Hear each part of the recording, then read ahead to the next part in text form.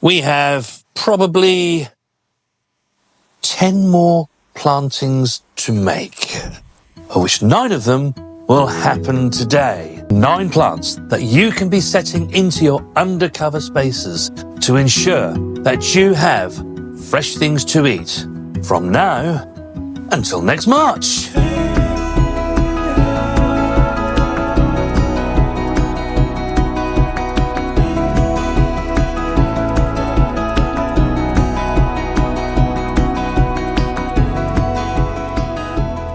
Some people put their annual mulch on in spring. For myself and Mrs. W, it's done in autumn.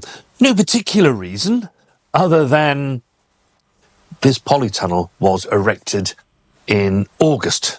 It was the month of August, late August, wasn't it? Yeah, it was. 2 years ago. So the ground was prepped there and then.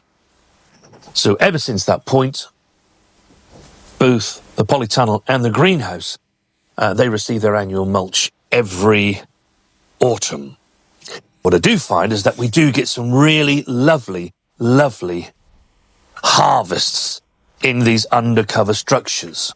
I thought perhaps we'd start on this side of the polytunnel. We've already planted up chard, turnips, beetroot, our overwintering onions, and some chicory. The chicory, right up this end, this is a bit of an experiment for us. We decided that we would try something different in that we would sow it a bit later than it's normally recommended, just to see whether we can get some slightly later harvests in an undercover space. It may or it may not work, but we shall keep you updated as the months go on. The important thing about this side of the tunnel is that the majority of these sowings, aside from the chicory, they were all August sowings and they were transplanted right at the very end of September. Whereas the things we're going to be planting today, they were sown in September and will now be transplanted in the month of October. It's a succession. Some of the things we're going to be planting today, they will be similar to what's in this side. Not everything, but some things will be similar. And if you remember back in August, we sowed some spinach and pak choi. You can see here, they're doing really well outside in this bed. So we already have those harvests to come. In fact, we can begin harvesting them now. But now we need to ensure that these continue to be there for us to harvest. And that will mean that we need to plant them under cover. First thing we're going to start with is our succession planting of turnips. These are Tokyo Cross. And if you were to try to put these outside now, there probably wouldn't be enough time for these to really do what they need to do. But here in the undercover growing space, they'll be absolutely fine. Look at those, it's a lovely ping of green colour, isn't it, Mrs. W? Yeah, Really is. these are multi-sown as well, aren't they? So they are multi-sown. They could have 5 or 6, maybe even 7 per cell, depending on how well we actually paid attention to the sowing. But with the turnips, the multi-sowing method, I look to space these about a foot apart all round. And then they'll have enough room there to then do what they need to do. And even though these were only sown in September, look, they're really filling the root ball. And that's really what you want to be seeing. If you're seeing that, they are ready to be transplanted. Yes, it's a rough guide. We always say you want to see the first couple of true leaves. Really, you want to see the root ball, something like that. It means that the plants are established and they're much more likely to get away and not be so much troubled by pests. I do see in a lot of the comments that if people are trying to grow things and they're not working for them, they're saying pests are getting after them, things like slugs and whatnot. Believe you me, there will be slugs in this polytunnel, and they will have a go at these. But because they're quite strong plants, they can resist, to a certain extent, the damage that they might do to them. The strong plants, if the plants are really healthy, with a good root system, then you can get really good harvest without the slugs really doing the damage that a lot of you are seeing. The next thing that I want to put out into this polytunnel are some pak choi. Now, we love pak choi and we use quite a bit of it. So much so that sometimes when you're waiting for the pak choi to actually get to its full size, you seem to be waiting forever. Myself and Mrs. W like to use it as often as we can, especially when we have our stir fries. So I've been harvesting the outer leaves of our pak choi for the last 12 to 18 months, and it's worked really, really well. But now I want to see if I can take it on to another stage. You can probably see here that there are 2 plants in each cell. And that's not a mistake. We always look to sow 2 seeds per cell when it comes to brassicas. It increases the chances of germination. Luckily, we have 2 that have germinated in each cell. So what I'm going to do is I'm going to try planting both plants, because all we want is some pickings of the outer leaves in the same way that we do lettuce to add to our stir fries. There's only myself and Mrs. W, so we don't actually need the whole plant. I know you can put it in the fridge, but actually they lose their best not long after they're harvested. So I'm going to try that. I'll let you know how I get on. One thing I did just want to show you, I often talk about windrock, especially with the brassicas. This is a brassica, but I mean the brassicas outside. And I say to you, when the plant is rocked, it disturbs all of the tiny roots. And you see, I hope the camera's picking up all of those tiny little hairs on those roots.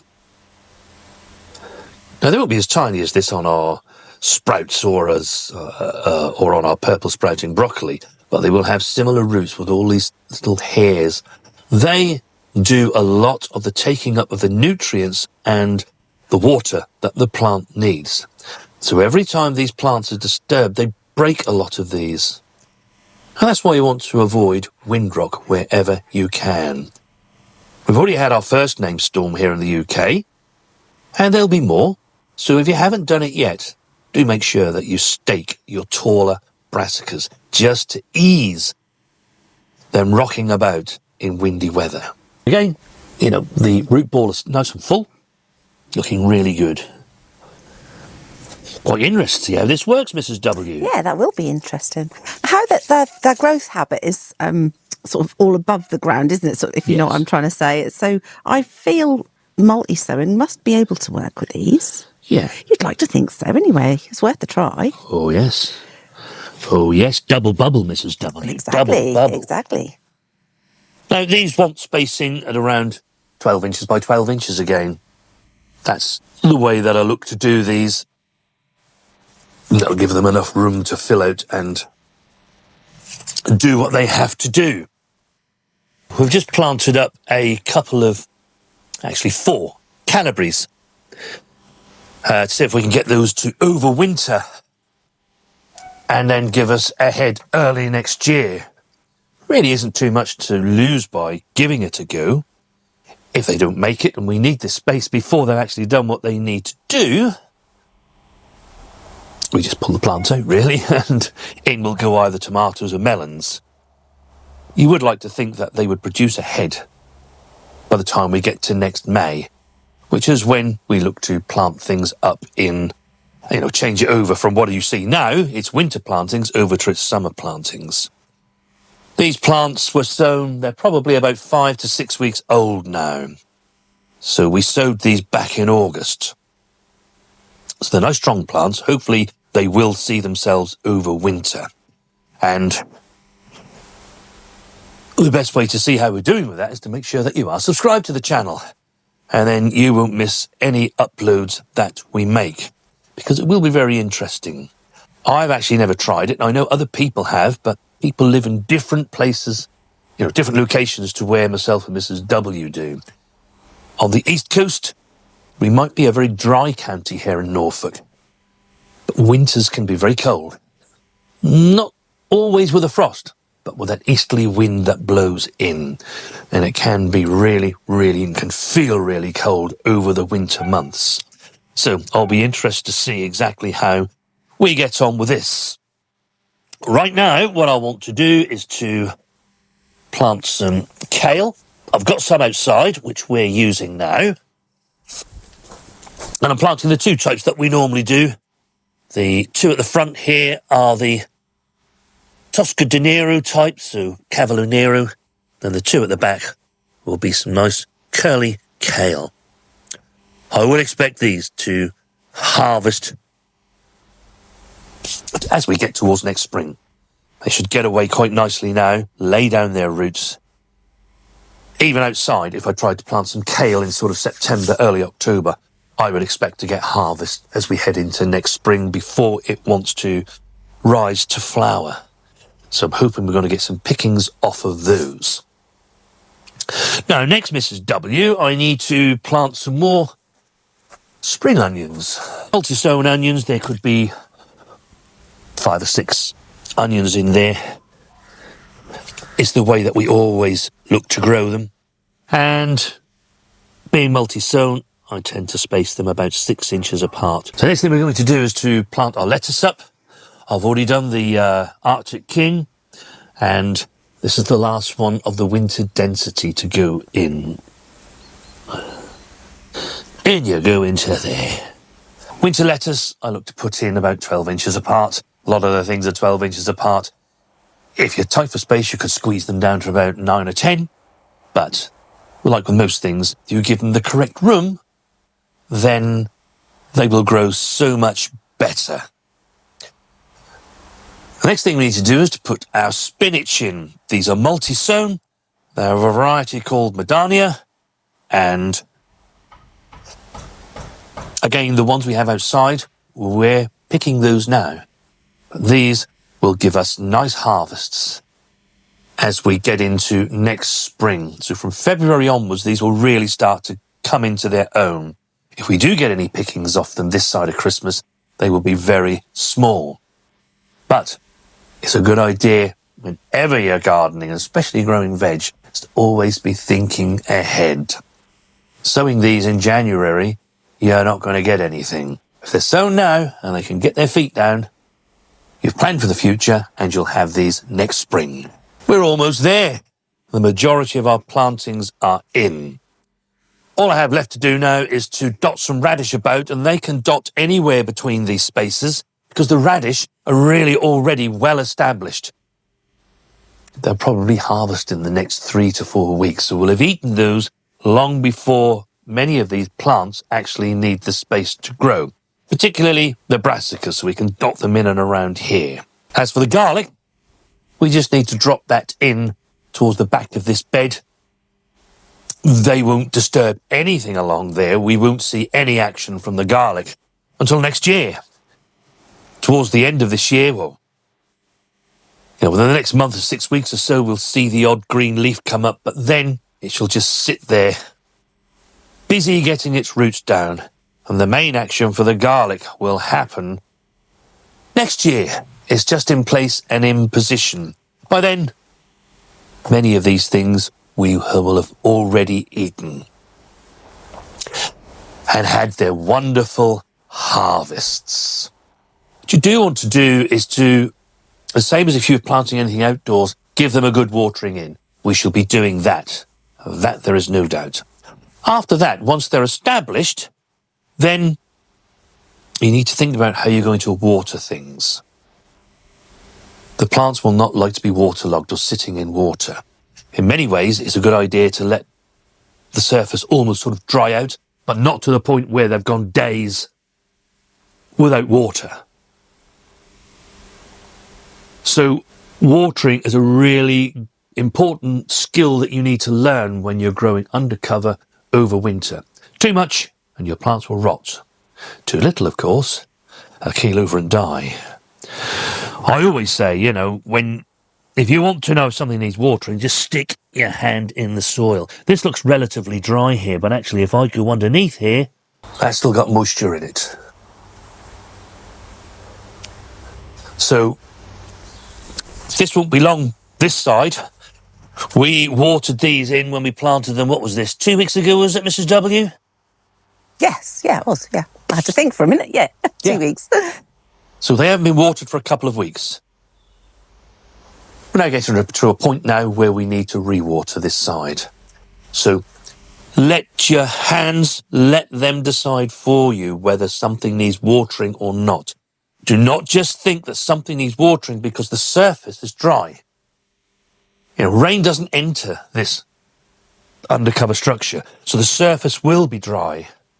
But because you've put water there, it'll still be down underneath. And particularly if, like us, you're new diggers, because the compost mulch will hold onto the water more. The other thing is, keep your space well ventilated. Yeah?